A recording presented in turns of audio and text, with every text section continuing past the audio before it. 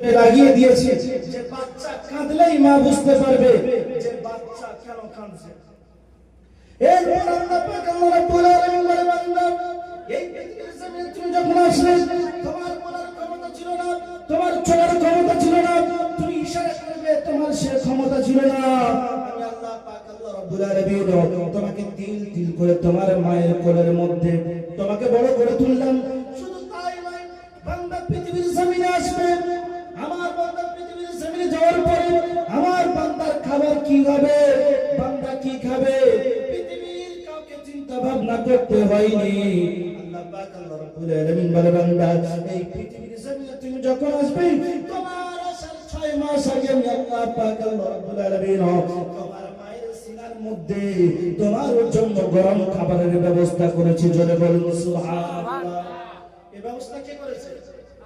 আল্লাহ পাক আল্লাহ রাব্বুল আলামিন বলে, বান্দা পৃথিবীর জমিনে তুমি শিশু আকারে এসেছো, তোমার খাবারটা যদি মোটা ধরনের হয়, তোমার খাবারটা যদি চাল ধরনের হয়, তুমি খেতে গেলে মারা যেতে পারো, তোমার গলার মধ্যে আটকে যেতে পারে। আমি আল্লাহ পাক আল্লাহ রাব্বুল আলামিন তোমার মায়ের সিনা হইতে এমন একটি খাবার বার করেছি পাতলা আকারে, যা খেলে তুমি খেতে পারবে, তোমার কোনো অসুবিধা হবে না, তোমার গলায় বাঁধবে না।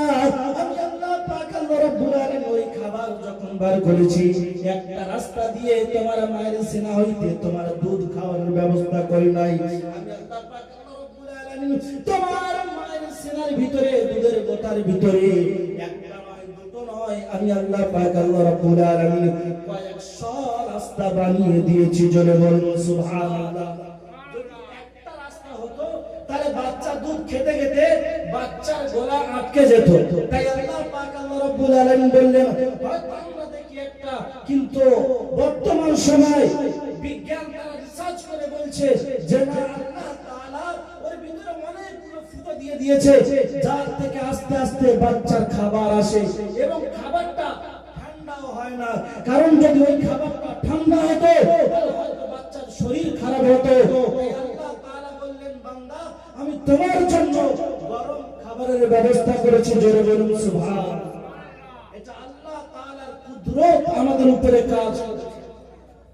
এরপর আল্লাহ পাক আল্লাহ রাব্বুল আলামিন বলেন, বান্দা পৃথিবীর জমিনে তোমার যে চোখ দিয়েছি, তোমার যে প্রাণ দিয়েছি, তোমার যে জিহ্বা দিয়েছি, বর্তমান সময় বিজ্ঞান তারা রিসার্চ করে দিচ্ছে আল্লাহ তাআলা মানুষের যে চোখ দিয়েছে, এই চোখের ভিতরে কয়েক হাজার তার দিয়েছে, যে তারটা মাথার ব্রেনের সঙ্গে ফিট করা আছে। এই তার যদি মানুষের না দিত, মানুষ চোখে দেখতে পেত না, মানুষের কাছে তামাম পৃথিবীটা অন্ধকার লাগতো। তাই বিজ্ঞান তারা রিসার্চ করে দেখছে, মানুষ যখন সামনে কিছু দেখতে পায়, সঙ্গে সঙ্গে তার শরীরের ভিতরে চোখ দিয়ে এমন তার ফিট করা আছে, মানুষের শরীরের ভিতরে অনুভূতি জাগে।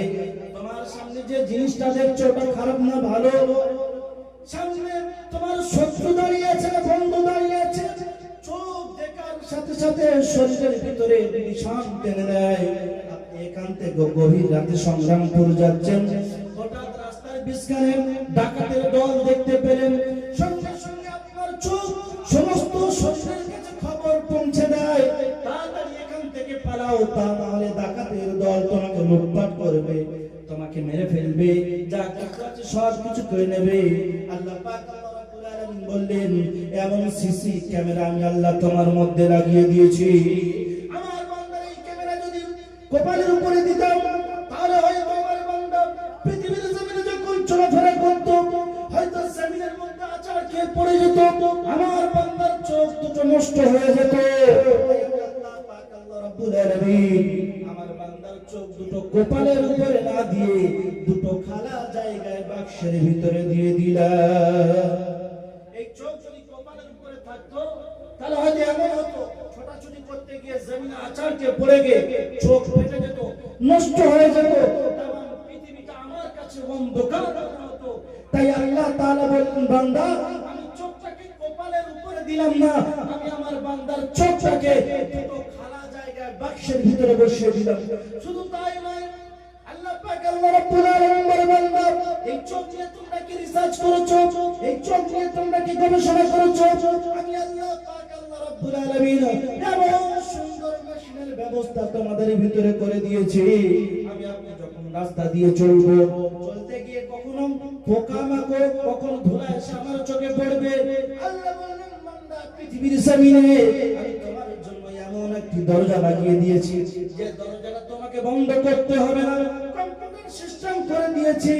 আমার বান্দার চোখের সামনে যখন ধুলা বালু যাবে, আমার বান্দার চোখের সামনে যখন কোনো পোকামাকড় যাবে, আমার বান্দার চোখ অটোমেটিক বন্ধ হয়ে যাবে। শুধু তাই নয়, আমার বান্দার চোখের ভিতরে যদি কোনো ধুলা বালু চলে যায়, আমার বান্দার চোখের ভিতরে যদি কোনো পোকামাকড় চলে যায়, আমি আল্লাহ পাক আল্লাহ রাব্বুল আলামিন সেটা পরিষ্কার করার আমি আল্লাহ ব্যবস্থা করে দিয়েছি।